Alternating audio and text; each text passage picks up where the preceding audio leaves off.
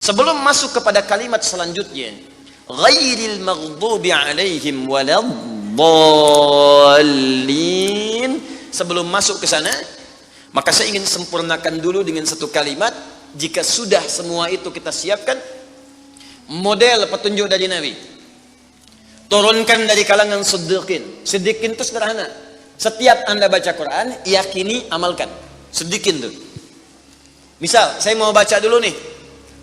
Saya pengen jadi orang ikhlas, baca Al-Ikhlas. Misal, Qul huwallahu ahad, Allahus samad, lam yalid wa lam yakul lahu. Lihat terjemahannya, lihat keterangannya, yakini itu, jangan ragu. Dan praktekkan dalam hidup. Qul huwallahu ahad, katakan hanya Allah yang esa. Sudah, berarti jangan katakan yang lain lagi. Komit dengan tauhid itu. Komit dengan keislaman kita. Jaga betul dengan baik. Allahus samad, Allah tempat bergantung. Serahkan semua urusan kepada Allah. Ada masalah, minta sama Allah, berdoa.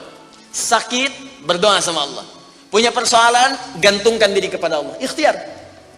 Itu ketika kita amalkan seperti itu, baru begitu saja, itu langsung turun sebuah keterangan dari Nabi Sallallahu Alaihi Wasallam. Jika Anda mampu mengamalkan satu surah ini saja, ini rahasia. Inilah rahasia. Ada seorang sahabat, hadisnya sahih, dikutip kemudian oleh Sayyid Qutb juga dalam kitabnya Al-Aqaidah Al-Islamiyah. Syekh Muhammad Nasruddin Al-Albani pun mensahihkan hadis ini.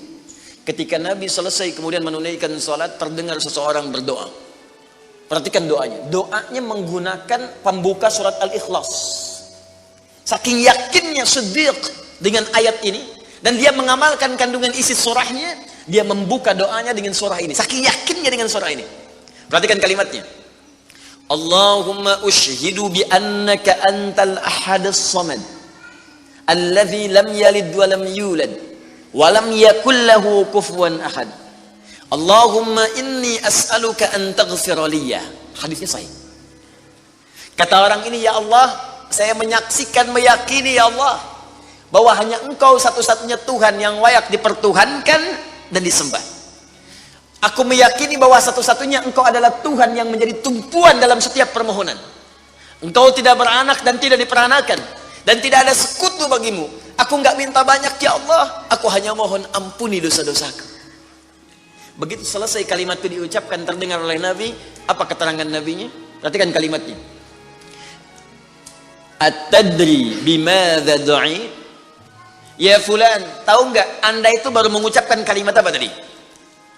Apakah engkau paham? Engkau baru mengucapkan kalimat apa tadi dalam berdoa? Kata orang ini, wallahu wa rasuluhu a'lam. Ya Rasul, saya enggak paham apa yang dimaksudkan kecuali Allah dan Rasul yang lebih mengetahui. Ini adab. Adab, walaupun gini, kalau Anda sedang mengerjakan sesuatu dan Anda paham dengan itu, kalau ada orang lebih pintar daripada kita, ustadz, ulama, apalagi nabi, nanya pada kita, maka adabnya bilang aja nggak tahu. Karena boleh jadi mereka memiliki hikmah yang belum sampai kita kepadanya. Kalau kita jawab, saya tahu ya Rasul, nggak akan nyampe kalimat nanti. Ya. Jadi kalau Anda sedang mengerjakan sesuatu, zikir misalnya, la ilaha illa anta subhanaka inni kuntu minadh dhalimin. Tanya ustaz, datang ustaz, masya Allah pak, zikirnya bagus banget, tahu nggak maksudnya? Tahu, lewat tuh ustaz udah.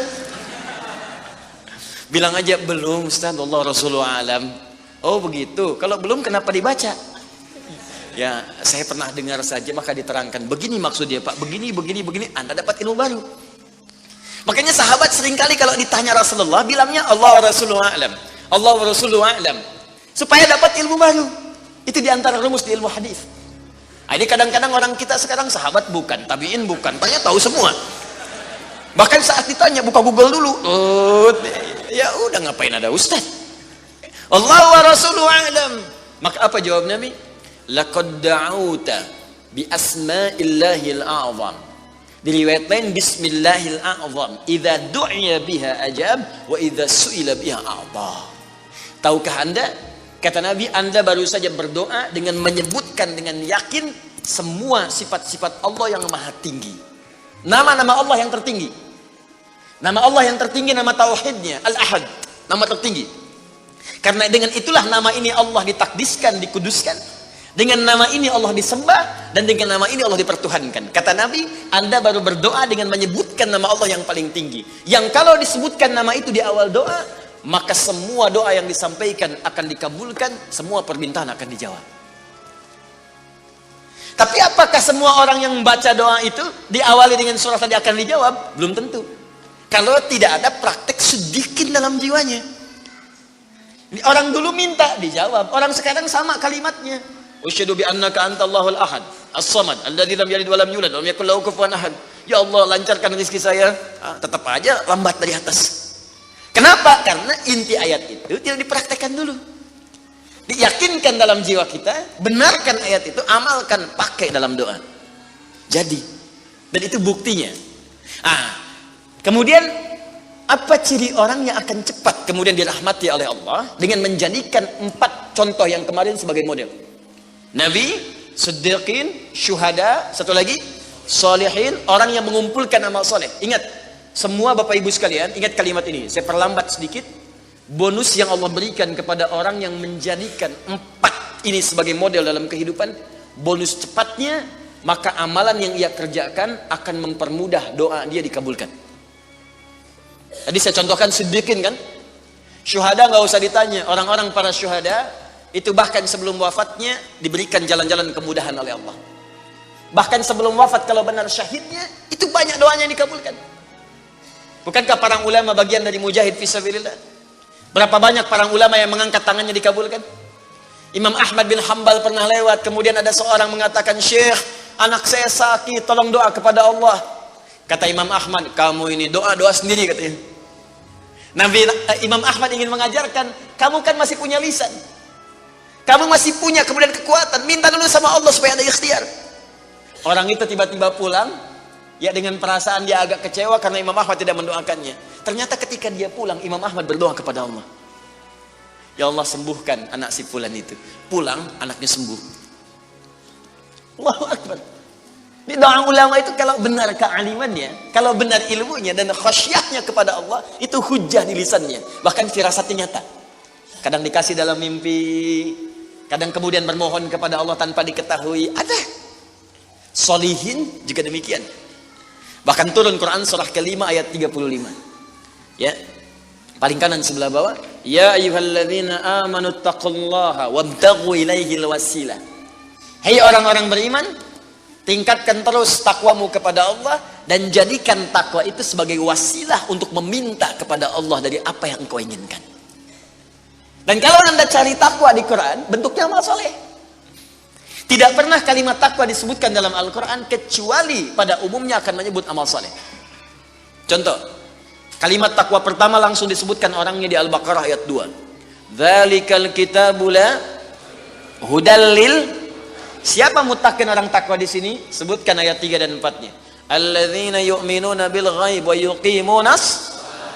Lihat sini. Iman dulu. Iman baru kemudian salat. Masih ingat di pertemuan lalu, sebuah amal menjadi soleh kalau didahului oleh apa? Iman. Di iman itu nggak akan dipisahkan dengan amal soleh. Ada iman, maka amal berubah jadi soleh. Dalilnya Quran surah ke-103. Walas innal insana lafi illa alladzina amanu iman wa amilus soleh. Amal soleh. Apa wujudnya amal soleh itu? Jadi rumus cepatnya begini.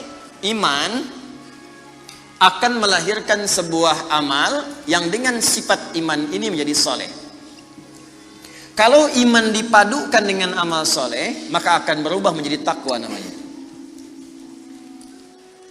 Karena itu ketika Allah menyebutkan kalimat takwa dalam Al-Quran, baik dengan kata benda, ya, noun, muttaqin, muttaqun, atau kata kerja, verb, fi'il, tattaqun, yattaqun, ittaqau, pasti setelahnya akan bertemu dengan iman dan amal soleh. Dzalikal kitabu la hudalil. Siapa mutakin orang takwa di sini? Alladzina yu'minuna bil ghaib wa iman lis salat. Wa mimma razaqnahum infaq, dan seterusnya. Al-Baqarah 183. Ya ayyuhalladzina amanu kutiba alaikumus iman. Ya ayyuhalladzina amanu kutiba alaikumus syiyam, puasa. Kama kutiba alal ladzina min la'allakum taqwa. Jelas? Maka ketika lihat rumusannya, lihat formulanya. Ini agak jarang dibahasnya. Perhatikan formulanya. Kata Allah di Quran surah ke-5 ayat ke-35. Ya ayyuhalladzina amanu. Hai orang-orang yang telah beriman. Alhamdulillah modal ini ada. Masih beriman? Alhamdulillah. Berarti modalnya sudah ada kan? Nih, yang dipanggil ini. Hai orang-orang yang telah beriman. Yang belum beriman tidak haid. Ittaqullah. Tingkatkan takwamu kepada Allah. Yang diminta ini. Perhatikan rumusnya. Hai orang-orang yang telah beriman, tingkatkan takwamu kepada Allah. Wabtaghu ilaihil wasilah. Dan carilah dengan peningkatan takwa ini wasilah untuk mengabulkan doa-doa yang kita mohonkan. Jadi kalau kita ingin cepat dikabulkan doanya, dituntaskan persoalan hidupnya, maka kata Allah rumusnya tingkatkan apa? Takwa. Sekarang kita ingin tingkatkan takwa, apa rumusnya? Takwa itu formulanya iman plus.